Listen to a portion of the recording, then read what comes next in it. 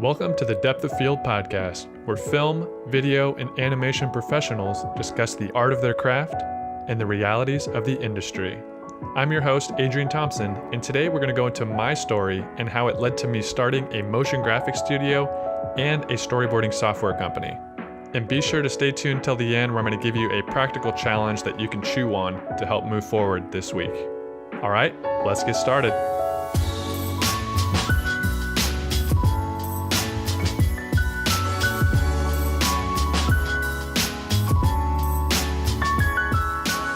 All right, guys, thanks for joining me. This is exciting. Very first episode of the podcast. I'm going to challenge myself not to edit this because I want it to be raw. I want it to feel like I'm talking to you over a beer and just kind of pour my heart out to you, because that's really the reason behind this podcast.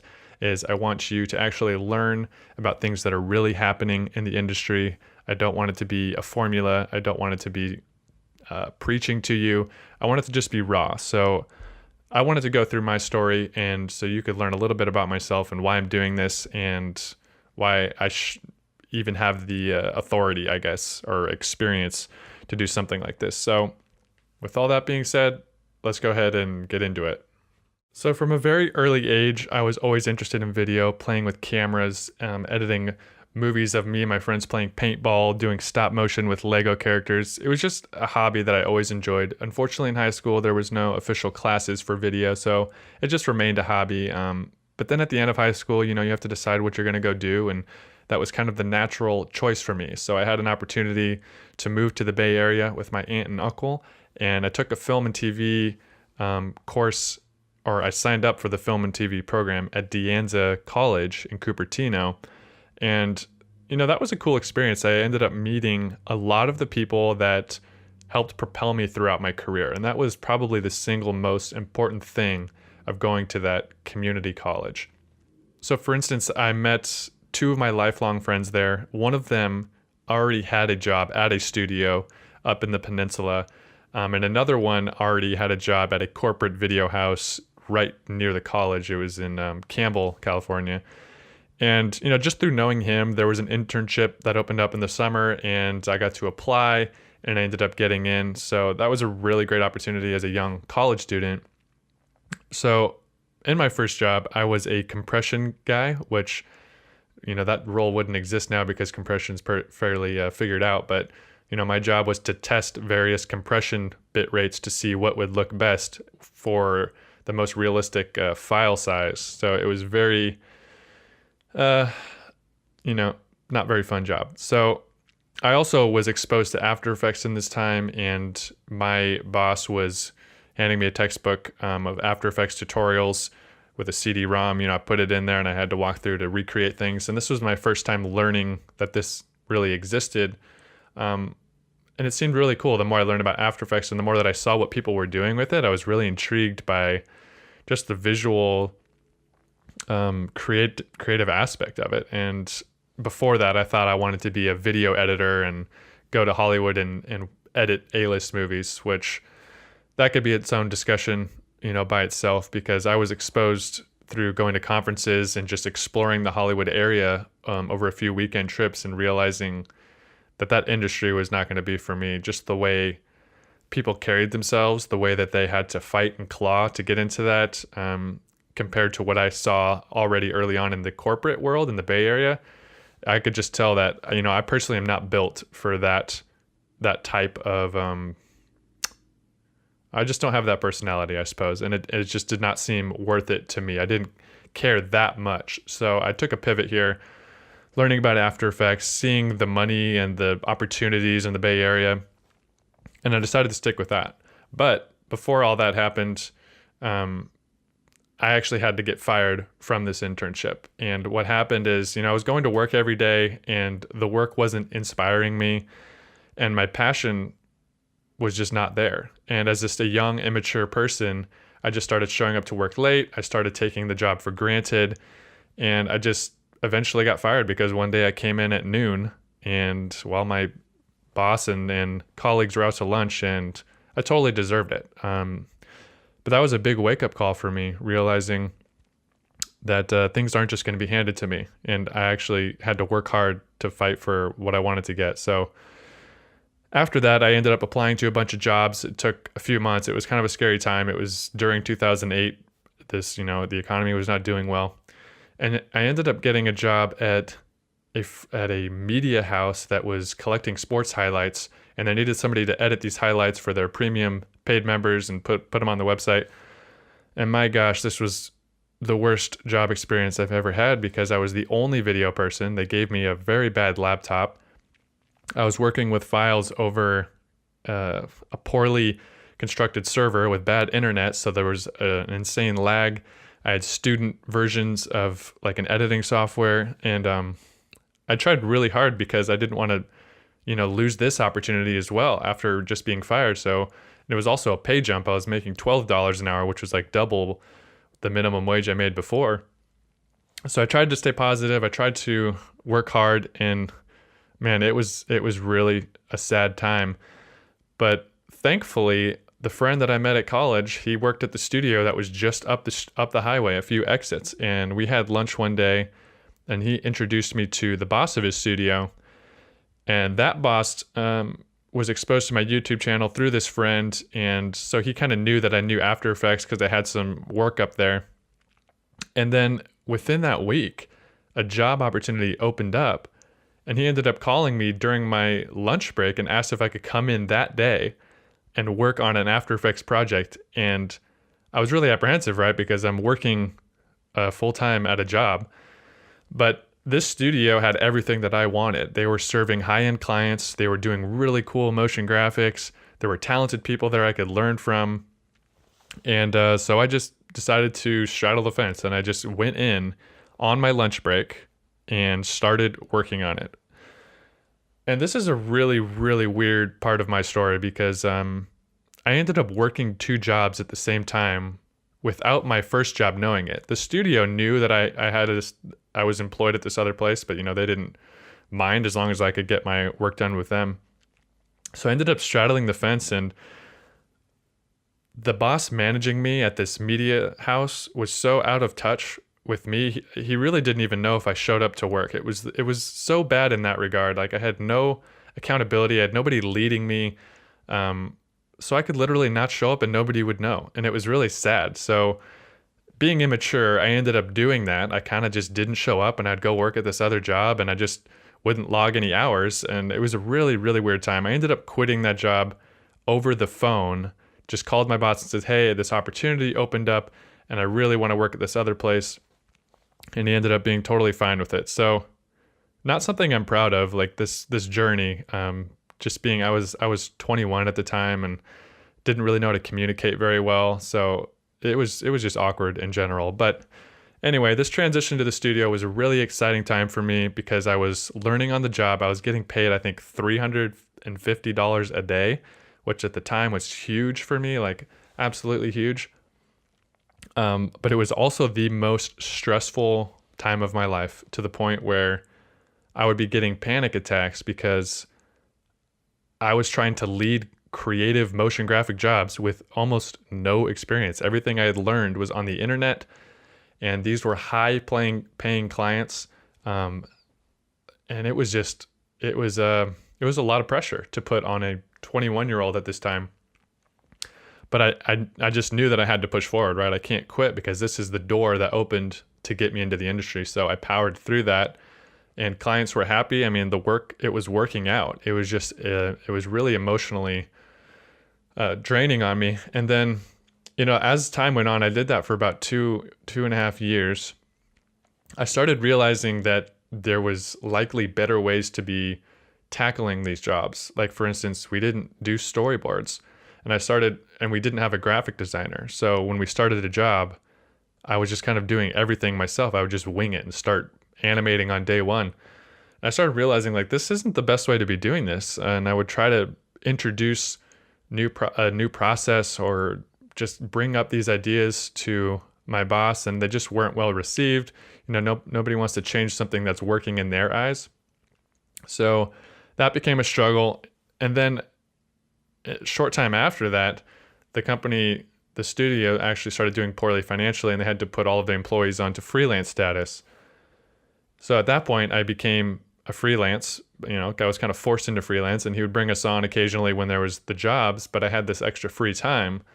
So I started pursuing freelance motion graphics, and there would be producers from working at the studio that left, and they would be contacting me with jobs. So I was kind of thrown into this life of freelance, and that I didn't really like as much either. It actually seemed it seemed worse in regards to working with different people on every project and, having to adapt like that. And there was never a real thought out plan. It was kind of just, hey, we have this job, here's the budget, and I just need you to do it all. So here's all the files, like, good luck. And that's kind of in my experience, that was freelance in a nutshell. They would just hand you a hard drive and expect a video by the end of the week.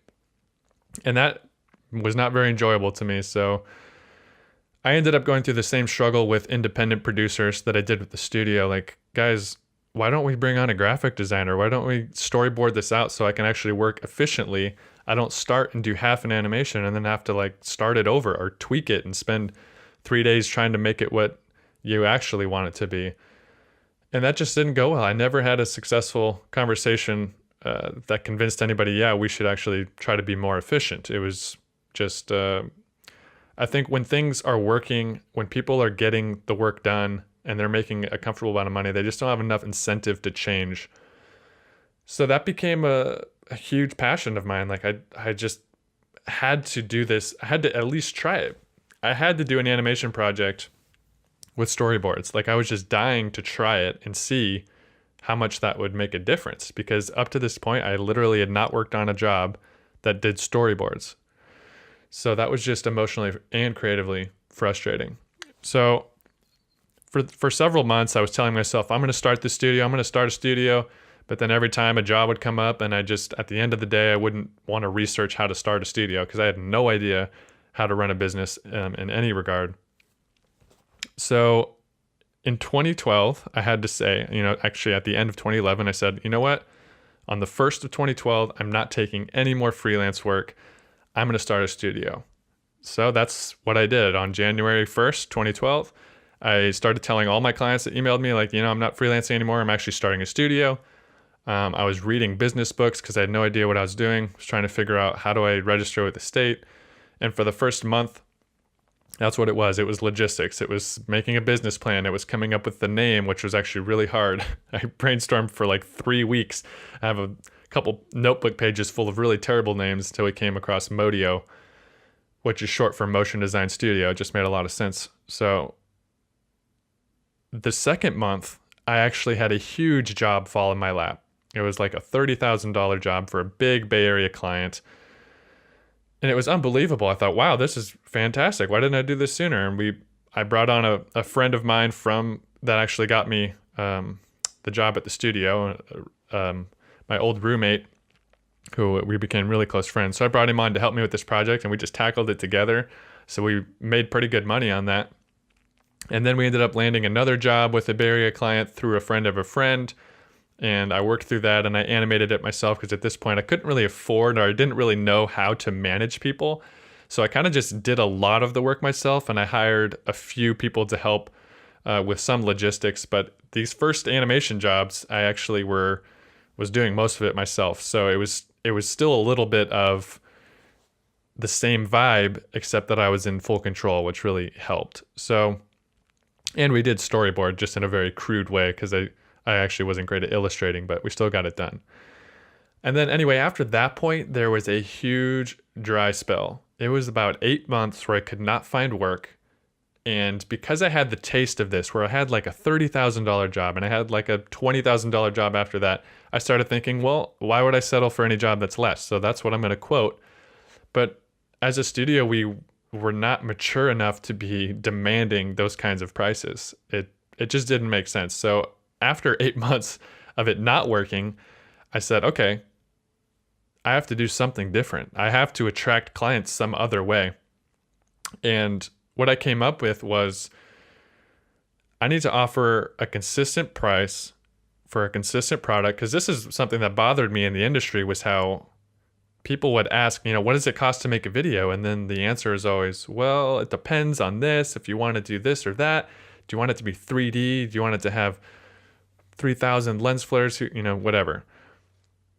And I hated that. And I think clients hate that too. And this is kind of the idea behind my approach with offering a flat rate and a guaranteed project at the end if they don't go overboard with all their changes. So to get started, I just said it's going to be the most ridiculous price. It's going to be $3,000 for an entire video. And I don't even think I had a length limit on that. And so I created this package. I showed the samples that we had, and I just started emailing, like 20 to 30 different companies every day. And I did that for a few weeks. And then I finally got a bite from a company in San Bruno, and they ended up buying 3 of those videos. Some of them were live action, so I had to bring on friends from film school, and we got the jobs done. And I did not make very much money in the end of that because I had to, bring on a graphic designer. I had to pay my camera guy, my lighting guy, and we had to do the work. So at the end of the day, there wasn't much money left for me, but what that did do was give us a portfolio, and we had 5 projects as a studio. And then those people ended up recommending us to other, marketing friends. And the ball just started rolling from that point. And with each job, I would try bumping up the price another $1,000. And it just worked. Once I hit the limit, I noticed, okay, people aren't going to go 20,000 at least for what we're doing right now. So let's just stick around 15. So that's what we did. So we kind of like set that limit. And this is after three or 4 years, by the way, of like steadily increasing it as our work got better. And that's how Modio was born. So obviously along that journey, I was bringing people on board. The first piece was graphic design because that was my weakness. So I had a dedicated graphic designer who could help me storyboard, who could help design the assets that I would animate. But then as time went on, I found a wonderful animator on Reddit who we still work with today. And we work with a sound designer in Canada. And I still work with one of my college friends to help write the scripts. And now we just have this core team. And that's really what I wanted from the studio, is just to have consistent people putting out consistent work that gets better over time so that we can build some creative chemistry. And in the course of 5 years, it actually got there, which was just awesome. Like, I realized, Modio has become exactly what I wanted it to be. And I kind of had some extra time to pursue other ventures, such as the storyboarding software. And where that came about was from obviously being very intentional about incorporating storyboards into our process. So I was doing them for every job for the last 5 years, and I was trying to figure out the best way to do them. I had a template, but then I was like, well, then I have to, if I draw them live, I have to scan it and like send a PDF. So like, well, maybe I'll just have somebody draw it in Photoshop and they'll send me pictures. And then they would send me pictures, and I had to have a template in like a Microsoft Word or Apple Pages.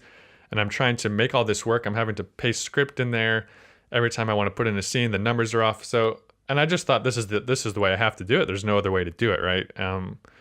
So that's how I did it for years. And I just got fed up with it because when clients would change the storyboards, which is exactly what the storyboards are for, it's for making changes then, not during animation. So there's always things happening in the storyboard process, which is great because that's what's supposed to happen. But it just took so much time, and I'm like trying to manage all these projects, and then I'd have to sit down for an hour and tweak a storyboard template. And it just really, really pissed me off. So last year I saw a competitor launch their own storyboard software. And I've had this idea actually for a while, like, I have to develop the software. I should save up and I should look into it, but I was always intimidated, right? That's a big thing to undertake. So I kind of just put it off, and I was like, well, maybe it's not the right time for me to do it. It's just a dream. Like somebody else will do it. But anyway, I saw this competitor launch, and it caused me to think, if this person launching it on the other side of the world has this need, then this is a need. Like it validated this idea that I must not be the only one that is actually annoyed with the storyboarding process. So that very same month, I started contacting developers and getting quotes.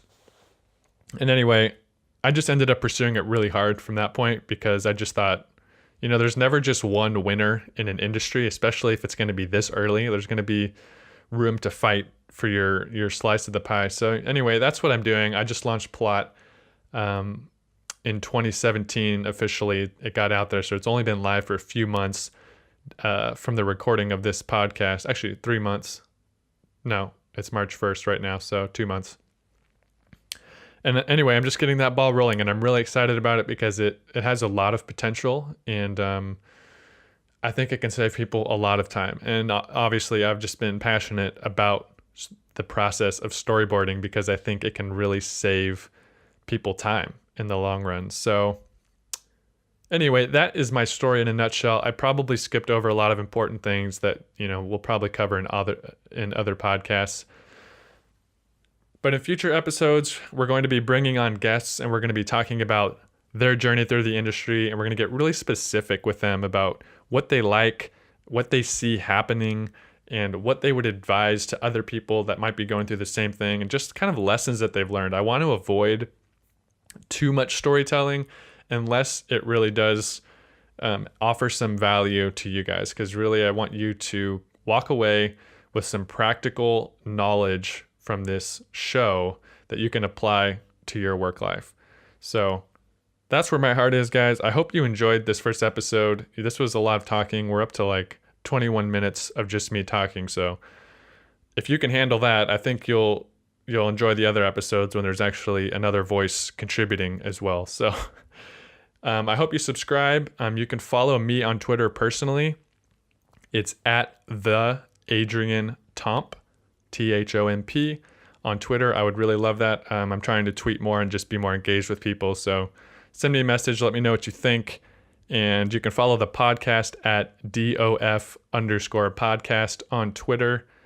And that would be fantastic. We're going to put the show notes up on the Plot website and the Modio website. And those are theplot.io and modio.tv.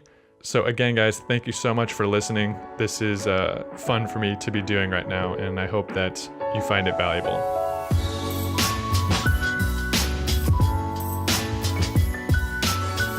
All right, well, before we sign off, I always want to end a show on just something practical that you could think about or apply to your week just to get you moving in the right direction in your industry. So, based on what we talked about this week on my journey to starting a studio, I want you to think about where you're at in your career, what's bothering you with the industry, what's something that you think you can change in your own life that might positively affect the industry as well. Like, what's something you are feeling convicted of? And it's maybe you don't know right now as I'm asking you, but it's just something to think about. Like, what direction do you want your career to be heading in, even if it's a very small change like incorporating storyboards or just acting more energized on set, whatever industry you're in. Just think about that.